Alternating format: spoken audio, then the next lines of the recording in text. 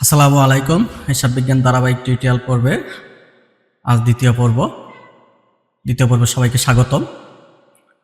আজকে আমরা মূলধন সংক্রান্ত যত ধরনের লেনদেন আছে ওই সকল লেনদেন থেকে হিসাব খাত নির্ণয়, হিসাবের শ্রেণী নির্ণয়, হিসাবের হ্রাস-বৃদ্ধি নির্ণয়, ডেবিট ক্রেডিট নির্ণয় ও জাবেদা দাখিলা শিখব। তো সবাই মনোযোগ দিয়ে ক্লাসটি দেখবে, আর এই ক্লাসটি দেখার আগে অবশ্যই আগের ক্লাসটা দেখে নিলে বুঝতে সহজ হবে। তো শুরু করা যাক। প্রথম লেনদেন হচ্ছে মিস্টার লাবিব 50,000 টাকা ব্যবসা শুরু করলেন। বলে রাখি, মালিক তার নিজস্ব সোর্স থেকে অর্থাৎ তার ব্যক্তিগত জীবন থেকে ব্যবসায় যাহাই আনবে, নগদ টাকা, আসবাবপত্র, দালান কোঠা, মেশিনারি, যা কিছু আনবে সব কিছু হবে মূলধন। আবার বলতেছি, মালিক তার ব্যক্তিগত সোর্স থেকে যাহা আনবে ব্যবসায়ী, ওই সকল সব কিছুর সমষ্টি হচ্ছে মূলধন। তো এখানে যেহেতু মালিক নগদ টাকা নিয়ে আসছে, আমরা দেখি হিসাবের খাত কি আছে। প্রথমে হিসাবের খাত নগদ এবং মূলধন।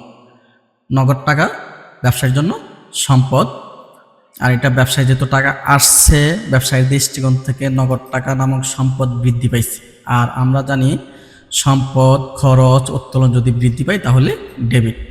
অপরদিকে মূলধন হচ্ছে মালিকানা সত্ত্ব। প্রতিষ্ঠানে কে মূলধন যোগান দিচ্ছে? মালিকে দিচ্ছে। ফলে প্রতিষ্ঠানের টোটাল সম্পদের উপর মালিকের অধিকার আছে, আর এই অধিকারকে বলা হয় মালিকানা সত্ত্ব।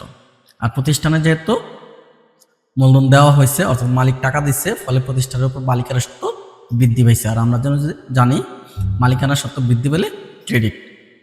তো আসল জাবেদা দেখি, নগদান হিসাব ডেবিট, মূলধন হিসাব ক্রেডিট। পরবর্তী কি আছে দেখি একটু। মিস্টার লাবিব 50,000 টাকা নগদ এবং 40,000 টাকা পণ্যদ্রব্য নিয়ে ব্যবসা শুরু করলেন। এখানে খেয়াল করো, মালিক নিজে কি কি আনছে? নগদ টাকা আনছে, পণ্যদ্রব্য আনছে, তাহলে এই দুইটার যোগফলে হবে মূলধন। আর পণ্যদ্রব্যকে কখনো পণ্যদ্রব্য লেখা হয় না, এটা মনে রাখবা, এটা ক্রয় লেখা হয়। তো দেখি আমরা হিসাবের নাম কি কি আছে। নগদ, ক্রয় এবং মূলধন। আমরা যদি হিসাবের শ্রেণী দেখি, তাহলে নগদ হচ্ছে সম্পদ এবং ক্রয় হচ্ছে ব্যয়। প্রতিষ্ঠানে নগদ টাকা আসছে, ফলে বৃদ্ধি পাইছে। অপরদিকে ক্রয়, প্রতিষ্ঠান ক্রয় করলে ক্রয়ের ফলে প্রতিষ্ঠানে ব্যয় বৃদ্ধি পায়। আর আমরা জানি সম্পদ, খরচ এবং উত্তোলন, এই তিনটা জিনিস যদি বৃদ্ধি পায় তাহলে ডেবিট, আর এই তিনটা হ্রাস পেলে ক্রেডিট। অপরদিকে মূলধন হচ্ছে প্রতিষ্ঠানের জন্য মালিকানা সত্ত্ব। আর মালিকানা সত্ত্ব মূলধন দেওয়ার ফলে প্রতিষ্ঠানের উপর মালিকানা সত্ত্ব বৃদ্ধি পায়। আর বৃদ্ধি পেলে আমরা জানি ক্রেডিট। জাবেদা করলে হয় নগদান হিসাব ডেবিট, ক্রয় হিসাব ডেবিট, মূলধন হিসাব ক্রেডিট। পরে দেখি কি আছে। মিস্টার লাবিব নগদ 30,000 টাকা ও আসবাবপত্র 20,000 টাকা নিয়ে ব্যবসা শুরু করলেন। যদি আমরা একটু বিশ্লেষণ করি, তাহলে হিসাবের খাতের নাম পাই আমরা নগদ, আসবাবপত্র এবং মূলধন। নগদ হচ্ছে ব্যবসা আসছে, এটা এক ধরনের সম্পদ। আসবাবপত্র এক ধরনের সম্পদ, ফলে এই নগদ এবং আসবাবপত্রের হিসাবের শ্রেণী হচ্ছে সম্পদ। ব্যবসা আসার কারণে ব্যবসায়ের জন্য এগুলি যেহেতু আসছে, তাহলে ব্যবসায়ীতে নগদ নামক সম্পদ বৃদ্ধি হয়েছে, আসবাবপত্র নামক সম্পদ বৃদ্ধি পাইছে। আর আমরা জানি সম্পদ যদি বৃদ্ধি পায় তাহলে ডেবিট। তারপরে মূলধন হচ্ছে মালিকানা সত্ত্ব। অলরেডি আমরা বললাম মূলধন হচ্ছে মালিকানা সত্ত্ব। মূলধন আসার কারণে প্রতিষ্ঠানের উপর, প্রতিষ্ঠানের টোটাল সম্পদের উপর মালিকের অধিকার বৃদ্ধি পায়, আর অধিকার বৃদ্ধি পাইলে এটা ক্রেডিট হয়। জাবেদা করলে হয় নগদান হিসাব ডেবিট, আসবাবপত্র হিসাব, মূলধন হিসাব ক্রেডিট। অলরেডি আমরা জানি সম্পদ, খরচ, উত্তোলন যদি বৃদ্ধি পায় ডেবিট, তাহলে নগদ এবং আসবাবপত্র দুইটার সম্পদ ব্যবসা আসছে, ফলে বৃদ্ধি পাইছে ডেবিট। অপরদিকে মূলধন হচ্ছে মালিকানা সত্ত্ব। প্রতিষ্ঠানের মূলধন আসলে মালিকানা সত্ত্ব বৃদ্ধি পায়, বৃদ্ধি পেলে ক্রেডিট। পরে কি আছে। মিস্টার লাবিব নগদ 50,000 টাকা এবং ব্যাংক হতে 30,000 টাকা ঋণ নিয়ে ব্যবসা শুরু করলেন। তাহলে আমরা হিসাবের খাত যদি বিশ্লেষণ করি, তাহলে আমরা পাই নগদ টাকা এবং ব্যাংক ঋণ ও মূলধন।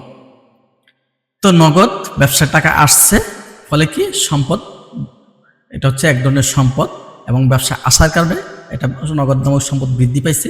আর আমরা জানি সম্পদ, খরচ, উত্তোলন যদি বৃদ্ধি পায় তাহলে ডেবিট, হ্রাস পাইলে ক্রেডিট, কিন্তু এখানে বৃদ্ধি পাইছে। অপরদিকে ব্যাংক ঋণ ও মূলধন। ব্যাংক ঋণ হচ্ছে দায়। প্রতিষ্ঠান অন্য প্রতিষ্ঠান থেকে ঋণ আনছে, ফলে এই ঋণ যতক্ষণ না পর্যন্ত পরিশোধ করবে ততক্ষণ পর্যন্ত দায়। তাহলে এখানে কার কাছে দায়? ব্যাংকের কাছে দায়। তাহলে ব্যাংক ঋণ হচ্ছে একটা দায়। অপরদিকে মূলধন হচ্ছে মালিকানা সত্ত্ব, ফলে প্রতিষ্ঠানের দায়ও বৃদ্ধি পাইছে এবং মালিকানা সত্ত্ব বৃদ্ধি পাইছে। অর্থাৎ মূলধন দিলেই প্রতিষ্ঠানের উপর মালিকের অধিকার বৃদ্ধি পায়, আর মালিকের অধিকার বৃদ্ধি পাওয়া মানে হচ্ছে মালিকানা সত্ত্ব বৃদ্ধি পাওয়া। আর আমরা জানি আয়, দায়, মালিকানা সত্ত্ব এই তিনটা যদি বৃদ্ধি পায় তাহলে ক্রেডিট, অপরদিকে তিনটা হ্রাস পাইলে ডেবিট। জাবেদা করলে কি হয়? নগদ হিসাব ডেবিট, মূলধন হিসাব ক্রেডিট, ব্যাংক ঋণ হিসাব ক্রেডিট। এখন তোমাদের একটু সমস্যা হইতে পারে যে নগদ ৮০,০০০ টাকা হইলে করতে, নগদ আছে এখানে ৫০,০০০। খেয়াল করো এখানে টুইস্ট, নগদ মালিকে আনছে ৫০, অপরদিকে ব্যাংক থেকে মালিক কি করছে, অর্থাৎ প্রতিষ্ঠান কি করছে, ঋণ আনছে আরো ৩০। ব্যাংক থেকে ঋণ আনা মানে কি, ব্যাংক থেকে ঋণ করে টাকা আনছে, তাহলে প্রতিষ্ঠানে ঋণ বাবদ টাকা আইছে ৩০, টাকা আসা মানে নগদ আসা। অপরদিকে মালিকের নগদ দিচ্ছে ৫০, তাহলে দুই নগদ মিলাই হয়েছে ৮০,০০০। তাহলে নগদান হিসাব ৮০,০০০ টাকার ডেবিট। এই ৮০,০০০ টাকার মধ্যে মালিককে দিচ্ছে ৫০,০০০, এই ৫০,০০০ হলো মালিকানা সত্ত্ব। অপরদিকে এই ৮০,০০০ টাকার মধ্যে ব্যাংক থেকে ঋণ করা হইলো ৩০,০০০, এই ৩০,০০০টা হচ্ছে দায়। আশা করি বুঝতে পারছো। নেক্সট, জনাব লিবান নগদ ২০,০০০ টাকা, ব্যাংক ঋণ ৪০,০০০ টাকা, পণ্যদ্রব্য ৩০,০০০ টাকা নিয়ে ব্যবসা শুরু করলেন। তাহলে এখানে খেয়াল করা, এরা নগদ আনছে ২০, পণ্যদ্রব্য আনছে ৩০। আমরা হিসাবের খাতগুলো একটু দেখি। নগদ, ক্রয় ও মূলধন ও ব্যাংক ঋণ। নগদ হচ্ছে প্রতিষ্ঠানের জন্য সম্পদ, ক্রয় হচ্ছে প্রতিষ্ঠানের জন্য ব্যয়। আর হিসাবের রাজবৃদ্ধির ক্ষেত্রে নগদের ব্যবসা আসছে, ফলে ব্যবসায় নগদ নামক সম্পত্তি বৃদ্ধি পাইছে, অপরদিকে ক্রয়ের ফলে প্রতিষ্ঠানের ব্যয় বৃদ্ধি পাইছে। আর আমরা জানি সম্পদ, খরচ বা ব্যয় উত্তোলন বৃদ্ধি পাইলে ডেবিট, অপরদিকে এগুলি যে হ্রাস পায় ক্রেডিট। এই সূত্রটা ভালো করে মনে রাখবা। অপরদিকে আয়, দায় ও মালিকানা সত্ত্ব হ্রাস পাইলে ডেবিট, বৃদ্ধি পাইলে ক্রেডিট। তো এখানে মূলধন ও ব্যাংক ঋণ এই দুইটা হচ্ছে, মূলধন হচ্ছে মালিকানা সত্ত্ব, ব্যাংক ঋণ হচ্ছে দায়। মূলধন কে দিছে? মালিক দিছে। কি, কত টাকা মূলধন? মালিক নিজে যেগুলি দেয়, তাহলে নগদ টাকা দিছে আর পণ্য দ্রব্য দিছে, এই দুইটা জিনিস মালিক দিছে, এই দুইটার টাকা হচ্ছে মূলধন। আর ব্যাংক ঋণটা হচ্ছে মালিক ছাড়া অন্য পক্ষ থেকে। তাহলে মালিক ছাড়া অন্য পক্ষ থেকে যদি কোনো কিছুর জন্য প্রতিষ্ঠান দায়ী থাকে বা ঋণ আনে, সেটা হচ্ছে প্রতিষ্ঠানের জন্য দায়ী। তাহলে ব্যাংক ঋণ দায়ী। তাহলে এখানে মালিকানা সত্ত্ব প্রতিষ্ঠানের উপর বৃদ্ধি পাইছে, দায়ও বৃদ্ধি পাইছে। আমরা জানি আয়, দায় ও মালিকানা সত্ত্ব যদি বৃদ্ধি পাই ক্রেডিট, হ্রাস পেলে ডেবিট। তো জাবেদা করলে হয় নগদ ডেবিট, ক্রয় ডেবিট, মূলধন ক্রেডিট, ব্যাংক ঋণ ক্রেডিট। এখন ৬০,০০০ নগদ ৬০,০০০ টাকা, এটা হচ্ছে বোঝার বিষয়। মালিকের নগদ দিচ্ছে ২০,০০০, প্রতিষ্ঠান ব্যাংক থেকে ঋণ করে টাকা আনছে আরো ৪০,০০০, দুই নগদ, মালিকের নগদ, ঋণের নগদ, দুইটা মিলে হচ্ছে ৬০,০০০। আশা করি বুঝতে পারছো। ক্রয় খরচ বৃদ্ধি পাইছে ডেবিট, মূলধন মালিকানা সত্ত্ব বৃদ্ধি হয়েছে ক্রেডিট, ব্যাংক ঋণ দায়, দায় বৃদ্ধি হয়েছে প্রতিষ্ঠানের ক্রেডিট। অপরদিকে দেখি আর কি আছে। জনাব জাহিদ বন্ধুর নিকট ব্যক্তিগত ঋণ বা ব্যক্তিগত কর্জ ১০,০০০ টাকা, সুনাম ৫,০০০ টাকা এবং ব্যাংক জমা ৭,০০০ টাকা ব্যবসা শুরু করলেন। তো হিসাবের খাত যদি আমরা বিশ্লেষণ করি, নগদান হিসাব, ব্যাংক হিসাব, সুনাম হিসাব ও মূলধন হিসাব। হিসাবের শ্রেণী যদি আমরা একটু খেয়াল করি, তাহলে নগদ হচ্ছে সম্পদ, ব্যাংক হচ্ছে সম্পদ, সুনাম হচ্ছে অস্পর্শনীয় বা অদৃশ্য সম্পদ। আর প্রতিষ্ঠানের জন্য ব্যবসায় নগদ টাকা আসছে, নগদ নামক সম্পত্তি বইতেছে, ব্যবসায় ব্যাংক জমা আসছে, তাহলে ব্যাংকে টাকা জমা মানে প্রতিষ্ঠানের জন্য এটা সম্পদ। অপরদিকে সুনাম, এটা একটা ব্যবসার জন্য সম্পদ। আর সম্পদ আসার কারণে এগুলি বৃদ্ধি পেয়েছে, আর বৃদ্ধি পেলে আমরা জানি ডেবিট। অপরদিকে মূলধন, মূলধন হচ্ছে মালিকানা সত্ত্ব, আর প্রতিষ্ঠানের মালিকানা সত্ত্ব বৃদ্ধি পাইছে, আর বৃদ্ধি পেলে আমরা জানি ক্রেডিট। জাবেদা হচ্ছে নগদান হিসাব ডেবিট, ব্যাংক হিসাব ডেবিট, সুনাম হিসাব ডেবিট, মূলধন হিসাব ক্রেডিট। এখন তোমাদের প্রশ্ন হতে পারে ব্যাংক ঋণ কোথায় গেল, অর্থাৎ এখানে ঋণ বা কর্জ কোথায় গেল? ঋণ বা কর্জ, খেয়াল করে এই ঋণটা হচ্ছে ব্যক্তিগত ঋণ। প্রতিষ্ঠানের ঋণ আর ব্যক্তিগত ঋণ দুইটা সম্পূর্ণ আলাদা। আমরা জানি প্রতিষ্ঠান এবং মালিক আলাদা ব্যক্তি। তাহলে চিন্তা করো, আমার দায় কি তুমি নিবে, তোমার দায় কি আমি নিব? তাহলে প্রতিষ্ঠানের দায় কি মালিক নেবে, আর মালিকের দায় কি প্রতিষ্ঠান নিবে? নেবে না। তাহলে এখানে মালিক ব্যক্তিগতভাবে ঋণ আনছে, এটা প্রতিষ্ঠানের জন্য দায় না। তাহলে মালিকের ব্যক্তিগতভাবে কি করলো, কিভাবে আনলো, এটা প্রতিষ্ঠানের দেখার বিষয় না। তাহলে প্রতিষ্ঠানের দৃষ্টিকোণ থেকে এটা প্রতিষ্ঠানের জন্য দায় না, এই দায়টা কেবল মালিকের। তাহলে মালিকের ঋণ আনুক আর যে টাকা দিচ্ছে, প্রতিষ্ঠান টাকা পাইছে, এটাই বিষয়। তাহলে এটা প্রতিষ্ঠানের জন্য দায় না। তাহলে এখানে ব্যক্তিগত ঋণটা প্রতিষ্ঠান প্রযোজ্য না, এটা নগদ। তাহলে এগুলি সবগুলো মালিক আনছে, জন্য সবগুলো যোগফল মূলধন। এখানে ব্যাংক ঋণ নামে কোনো বা ঋণ বাবদ কোনো দায় সৃষ্টি হবে না। পরবর্তীতে কি আছে, জনাব সাজেদুল নগদ 40,000 টাকা, আসবাবপত্র 20,000 টাকা, দালান কোঠা 60,000 টাকা, পণ্যদ্রব্য 22,000 টাকা ও ব্যাংক ঋণ 10,000 টাকা নিয়ে ব্যবসা শুরু করলেন। তো হিসাবের খাতগুলি কি কি আছে একটু আমরা দেখি। নগদান হিসাব, আসবাবপত্র হিসাব, দালান কোঠা হিসাব, ক্রয় হিসাব ও ব্যাংক ঋণ ও মূলধন। তো নগদান হিসাব এখানে আমরা শ্রেণীগুলো দেখি একটু। হিসাবের শ্রেণী: নগদ হচ্ছে সম্পদ, আসবাবপত্র হচ্ছে সম্পদ, দালান কোঠা হচ্ছে সম্পদ, ক্রয় হচ্ছে প্রতিষ্ঠানের জন্য ব্যয়। আর পণ্যদ্রব্যকে কখনো পণ্যদ্রব্য লেখা হয় না, মনে রাখবে, পণ্যদ্রব্যকে প্রতিষ্ঠানে ক্রয় হিসাবে লেখা হয়। অপরদিকে প্রতিষ্ঠান, এবার দেখো ব্যাংক ঋণ, আগেরটা ছিল ব্যক্তিগত কর্য, এবার কিন্তু ব্যক্তিগত কর্য না, এবার ব্যাংক ঋণ। প্রতিষ্ঠান দায়ী, প্রতিষ্ঠান নিজে ঋণ আনছে, তাহলে ব্যক্তিগত ঋণ আর প্রতিষ্ঠানের ঋণ এক না। ব্যক্তিগত ঋণের জন্য প্রতিষ্ঠান দায়ী থাকে না, কিন্তু প্রতিষ্ঠান যদি কোনো ঋণ আনে সেটার জন্য প্রতিষ্ঠান দায়ী থাকে। তাহলে এখানে ব্যাংক ঋণ ছাড়া বাকি সবগুলো জিনিস দিচ্ছে মালিকে, তাহলে সবগুলা যোগফল হবে মূলধন। একটু আমরা দেখি, তাহলে ব্যাংক ঋণ হচ্ছে দায়।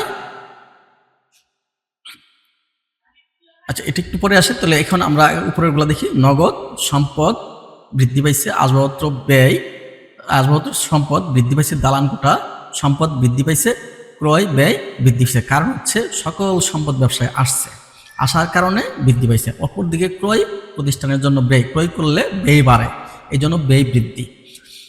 আর আমরা জানি সম্পদ, খরচ, উত্তোলন এগুলো যদি বৃদ্ধি পায় ডেবিট। অপরদিকে ব্যাংক ঋণ হলো প্রতিষ্ঠানের জন্য দায় এবং মূলধন হচ্ছে মালিকানা সত্ত্ব।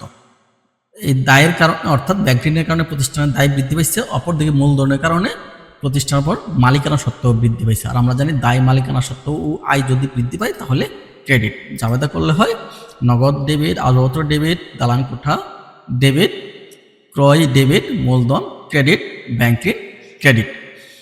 তো এখানে নগদ 50,000 টাকা কীভাবে, সেটা হচ্ছে বিষয় বোঝার। নগদ মালিক নিজে আনছে 40,000 টাকা, একটু খেয়াল করুন, মালিক নিজে আনছে 40,000 এবং ব্যাংক থেকে যে ঋণ আনছে ওই ঋণের টাকাটা কি আনছে, নগদ আনছে। তাহলে প্রতিষ্ঠানে কি আসছে, মালিকের টাকা প্লাস ব্যাংক থেকে ঋণের টাকা, দুইটা মিলে নগদ কত, 50,000 টাকা। আশা করি বুঝতে পারছো। তো এবার দেখি অফিস কর্মচারীদের বেতন মালিক ব্যক্তিগতভাবে পরিশোধ করলো 5,000 টাকা। তাহলে খেয়াল করো, বেতন পরিশোধ করছে, তাহলে হিসাবের খাতগুলো আমরা একটু দেখি। বেতন এবং কি মূলধন। তো বেতন প্রতিষ্ঠানের জন্য ব্যয় বা খরচ, আর বেতনের ফলে প্রতিষ্ঠানের খরচ বৃদ্ধি পায়, আর বৃদ্ধি পেলে আমরা জানি ডেবিট। অপরদিকে মূলধন, এখন মূলধন কেন, এটা তোমাদের অনেকে খটকা লাগতে পারে। মূলধন হচ্ছে, খেয়াল করো, বেতনের টাকাটা দেওয়ার কথা ব্যবসা থেকে, কিন্তু টাকাটা কোথা থেকে দিচ্ছে, মালিকের পকেট থেকে। আর আমরা জানি মালিকের পকেট থেকে যাই আসবে ব্যবসার মধ্যে সবগুলো মূলধন হবে। তাহলে যেহেতু মালিকের পকেট থেকে টাকাটা ব্যবসায় চলে আসছে, মানে ব্যবসা কীভাবে চলে আসছে, ব্যবসার কর্মচারীদের বেতন দিচ্ছে। তো কর্মচারীদের বেতন দিলে, ব্যবসা থেকে দিলে ওই টাকাটা মালিকের পকেট থেকে দিচ্ছে, তার মানে এটা ব্যবসায় আসছে। তাহলে ব্যক্তিগত ছোট যদি কোনো টাকা আসে সেটা মূলধন। ফলে প্রতিষ্ঠানের মালিকানা সত্ত্ব এটা মূলধন, আর মালিকানা সত্ত্ব প্রতিষ্ঠানের উপর বৃদ্ধি পাইছে, বৃদ্ধি পেলে আমরা জানি ক্রেডিট। জাবেদা করলে হয় বেতন ডেবিট, মূলধন ক্রেডিট। তো থ্যাংক ইউ ফর ওয়াচিং। তোমরা সবাই ভালো থাকবে। পরবর্তী ভিডিওগুলো দেখার জন্য আমন্ত্রণ রইল। যদি ভিডিওটি ভালো লাগে তাহলে অবশ্যই সাবস্ক্রাইব করে, লাইক, শেয়ার করে পাশে থাকবে। টিল দেন সবাই ভালো থেকো। আসসালামু আলাইকুম।